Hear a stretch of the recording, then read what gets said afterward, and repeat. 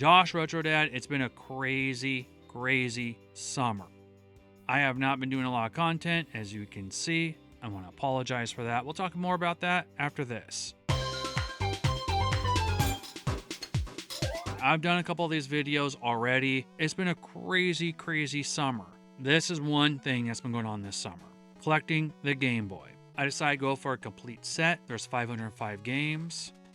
And by the time this video comes out, I'll be down to only one. Missing one.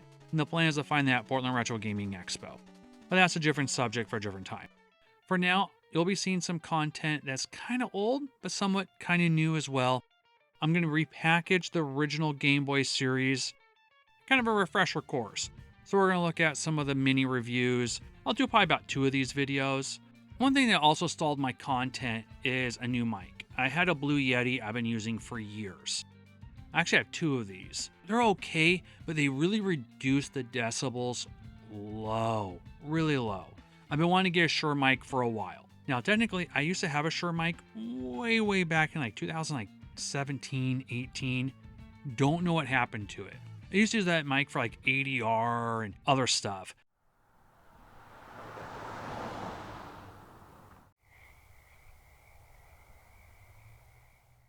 So anything I filmed up to like June has been scrapped. That includes the follow-up to Amityville Horror, at least for now. I might go back and relook at it. Even other things I shot with this or like more of a polished video, I just sliced it. So the last like 2 videos I did were like turtles, and I did another video about retro collecting dead. I actually had like 3 or 4 other videos. They're gone. Like I talked about just a little bit ago, is these guys, the Game Boy games. It's going to be a big focus of my channel. Huge focus. Had to redo everything I did for part 3 because I spent days working on another video talking about like Game Boy versus like the NES and other systems. Now I have a couple of miniature versions of those. Those will be released in September. It was used with this one.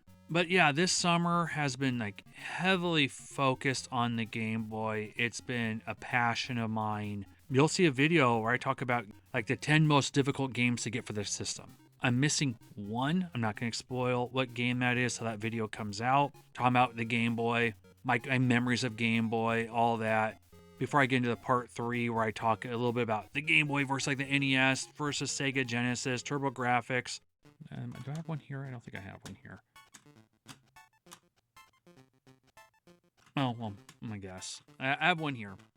How many ports there were on all these systems, like Mortal Kombat. This is another game I've talked about before, but I'll probably talk a little bit more about it down the line. I like part 2. Part 2 actually is really playable on the Game Boy. Let me just backtrack. Game Boy's been a focus of mine for over a year. September 2024 to Portland Retro Gaming Expo 2024. During the $100 challenge video series still, I started getting some Game Boy games here and there. This is a recent purchase of mine again. Atomic Punk, pretty much a Bomberman game. And I've always kind of regretted selling my Game Boy games. And I'll talk about that in another video. Reorganized down here several times. That wall over there where you see Arkanoid and everything is different what it used to look like. They used to have like my Sega Genesis. I just moved my Miracle Piano away and a couple other things too. So the room has done a reorganizing shift. I'm to a point where really I can't grow much on the NES. I have, I think, room for a couple, like 5 games. Now, I'm not going for a set for the NES. I already decided I'm not doing that. There's about 5 games and 2 CIB games I want to get for the NES, and I'm done. I can be satisfied with it, and I can retire from collecting the NES. Almost getting that set before, I don't need to get it again. I've almost owned every retail NES game and almost every have I owned every Tengen game? I think I've owned every Tengen game as well. No, yeah, because I had a complete Tengen set. And Camerica. I've owned all the Camerica games too at one time. And Wisdom Tree, like half of it. All those funky colored games, like Color Dreams, all that, I have not owned anything. Played them. Don't need to get them. Oh, I have Wally Bear. I forgot I have Wally Bear. Kind of a niche little game right there. Don't do drugs, Wally Bear. It's like the bear who talks, don't start fires. Now we have a bear saying, don't do drugs. We had the Care Bears. What cannot bears do? Women are choosing bears over men, and some men are choosing bears. Not big, hairy men. Okay, maybe both. There's only about 5, maybe 7 NES games. There's 2 boxes, and I'm done with the NES. The Super Nintendo, there's like 3 games. Sega Genesis, about 3 games. TurboGrafx, maybe 3 games. The Game Boy, 1. Sega Saturn, maybe 5, 6. I haven't really thought too much of the Sega Saturn lately because I've just been so focused on the 8-bit systems again. It is a huge focus, and it'll be a focus of mine for a couple months. And a couple of things I'm kind of looking at too. I'm not sure if I like how my camera works here because it's kind of grainy. So I might be going to a different approach on that as well. I'll talk about later on in a video planned, and it's just planned.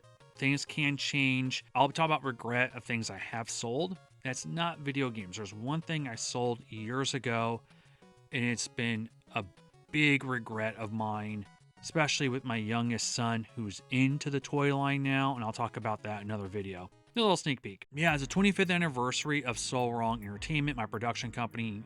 Been making films with that production company since 2000, both professionally and for fun as well. And I'm trying to think of something to do. Well, this year is the 15th anniversary of my very first 40-hour film project, Nuts to the Future. It's nutty, guys. It's nutty.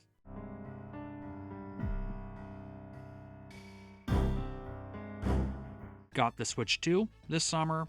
Can't say I regret it. I got within a couple days of it launched because I was like, oh, we're not going to pre-order. We're going on this big family trip. And then we end up going, well, we actually will have more money than we thought. So let's get the Switch 2.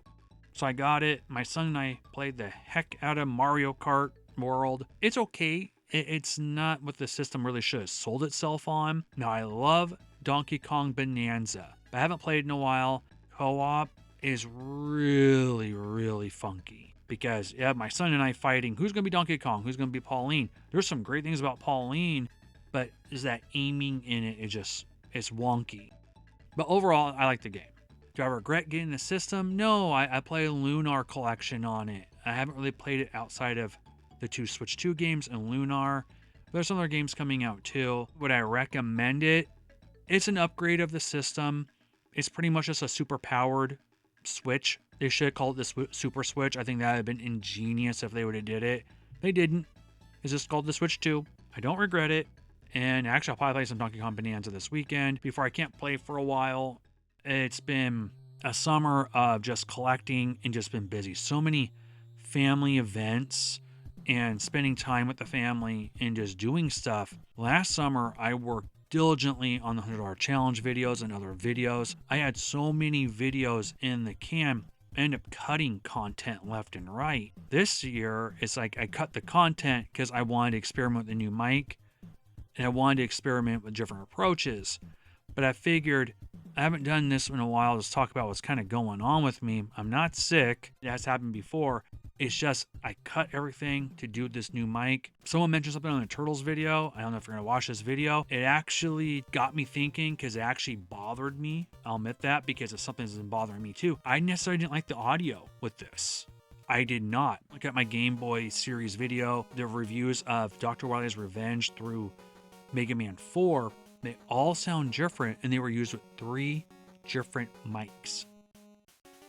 One of them was that Shure mic, and I think that one sounds the best.